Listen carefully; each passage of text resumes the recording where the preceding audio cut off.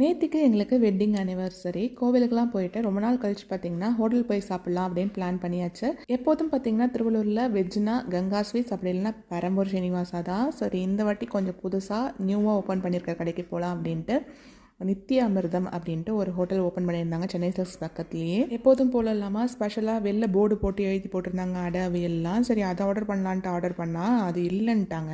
சரி வேறு என்ன தான் இருக்குன்ட்டு கேட்டு சொன்னால் நான் பன்னீர் பட்டர் மசாலா அது மாதிரி காமன் ஐட்டமாகவே சொல்லிட்டு இருந்தாங்க. மிக்சடு ஃப்ரைட் ரைஸ் தான் ஆர்டர் பண்ணோம். அப்புறம் பள்ளிப்பாளையம் மஷ்ரூம்னு டிஃப்ரெண்ட்டாக சொன்னாங்க. அது சூப்பராக இருந்துச்சு. அதையும் ஆர்டர் பண்ணி சாப்பிட்டுட்டு பக்கத்துலேயே சென்னை சில்க்ஸ் இருந்தது. அங்கே போயிட்டு சின்னதாக ஒரு ஷாப்பிங். ரொம்ப நாளாகவே ஒரு ஸ்லிங் பேக் வாங்கிடணும் அப்படின்ட்டு ஒரு டார்கெட்டில் இருந்தேன். சரி இன்றைக்கி தான் சான்ஸ் அப்படின்ட்டு இன்றைக்கி யூஸ் பண்ணியாச்சு. பக்கத்தில் உள்ள சென்னை சில்க்ஸில் போயிட்டு அங்கே உள்ள கலெக்ஷன்லாம் பார்த்துட்டு எனக்கே கன்ஃபியூஷன் ஆயிடுச்சு எதை எடுக்கிறதுன்ட்டு. லாஸ்ட்டாக செலக்ட் பண்ணது எதுவுமே இல்லாமல் வேறு ஒரு ஸ்லிங் பேக் எடுத்துகிட்டு வந்துட்டேன்.